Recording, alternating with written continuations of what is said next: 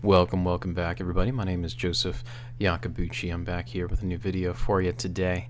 We are going to talk a little bit about the subjective, okay, in opposition to or in contrast to the objective phenomena. I have been conceptualizing essentially my understanding of temperament using Carl Jung's theory of typology.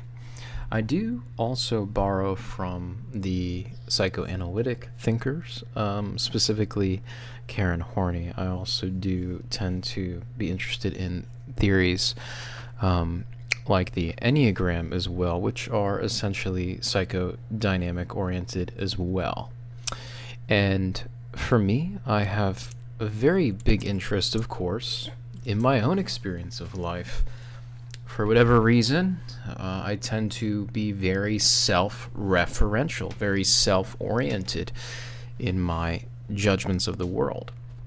And I think for some people this is weird. They think, oh my goodness, how could you be so interested in the way that you feel? And really, how could you be so interested in your own judgments?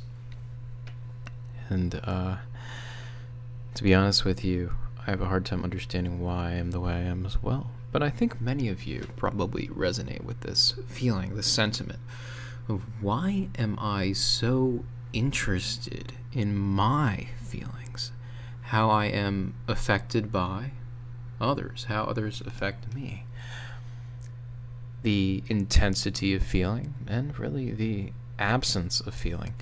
The way that it seems most of life is governed by our relationships to one another and the ways that we feel. We have beliefs and attitudes, but they're so powerfully shaped by our social world. And to me, this seems important. It seems valuable. And this is why I want to explore these factors. I want to, in some sense, go deeper into the world of feeling and affect. And really the unique ways that individuals represent these feelings, these aspects of themselves.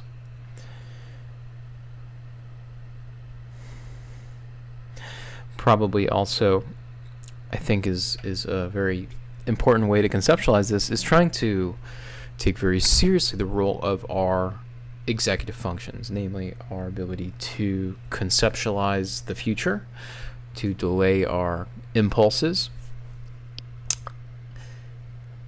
To put it really short and blunt here, it seems like the way that we orient our attention is really, really important and shapes immensely our experience of ourselves and others.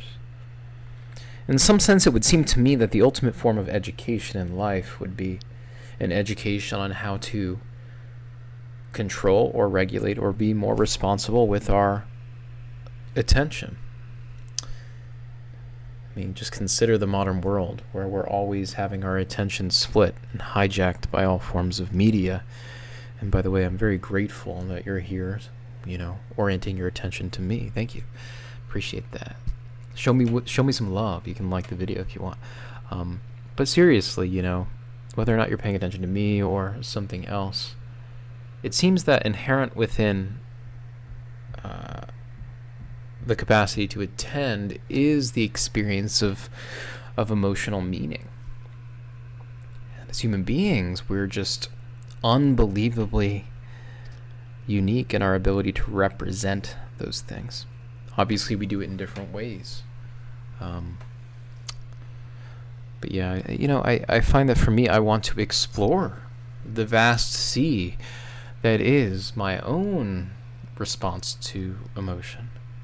But mostly I want to have a sense of self-control so that I can invite and really hold space for other people's affective responses and ideas.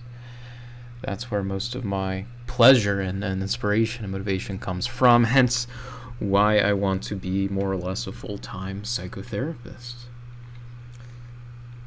interesting to me is the way that our relationship to our emotions is changed by our use of psychopharmacology, or perhaps the way that drugs influence our attentional capacities. It's very clear to me that stimulant medications are very powerful on the attention systems and the motivational systems. But drugs are very, very powerful, but they also are working within a system that's already been sort of developed within nature and experiences in life. In short, drugs influence people differently. It's always interested me, when people do drugs, that their experiences on drugs are different. Why is that?